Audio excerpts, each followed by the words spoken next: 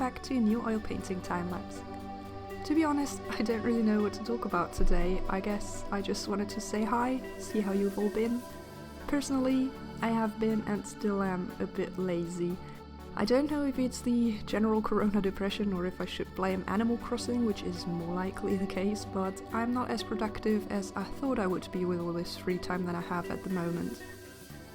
But the other day I forced myself to do some art, and after finishing up all my abandoned paintings, which were mainly black and white, I thought I should challenge myself and dive into colours a little bit.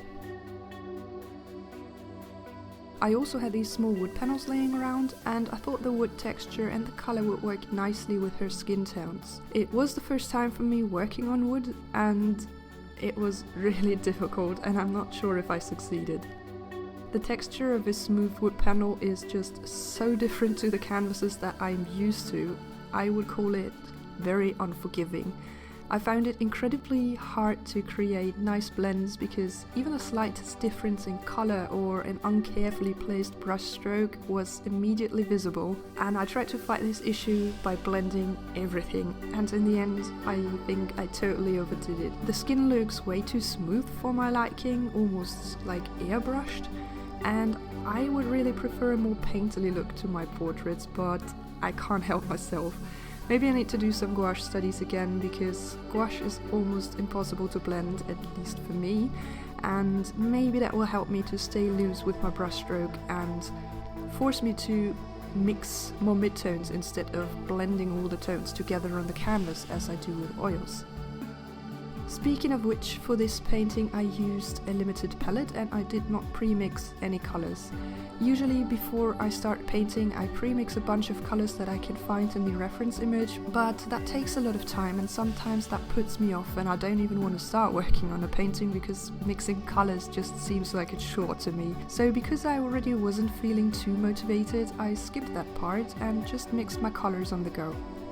And I think I'm gonna do that more often from now on, because I feel like I was able to achieve a lot more variety in skin tones, because obviously you cannot mix the exact same color twice. So there was always a slight difference in color or a change in hue or saturation, which I think makes a portrait look a lot more interesting.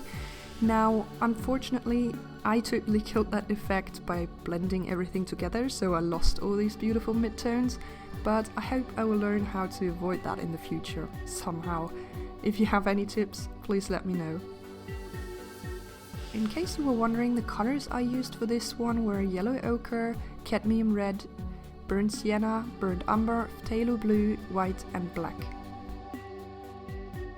Now, I don't really know what else I could tell you about this painting or the process. I have received a couple of requests to make some tutorials, but to be honest, most of my portrait paintings develop through a lot of trial and error. I make a lot of mistakes that I then have to fix, or sometimes the mistake is what Bob Ross would call a happy little accident that adds to the painting and then I leave it.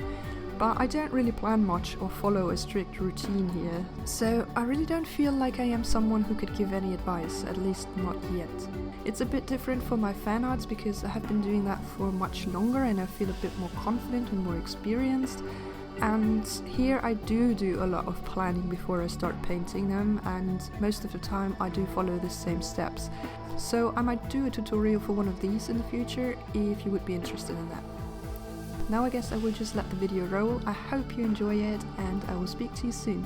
Take care, bye bye.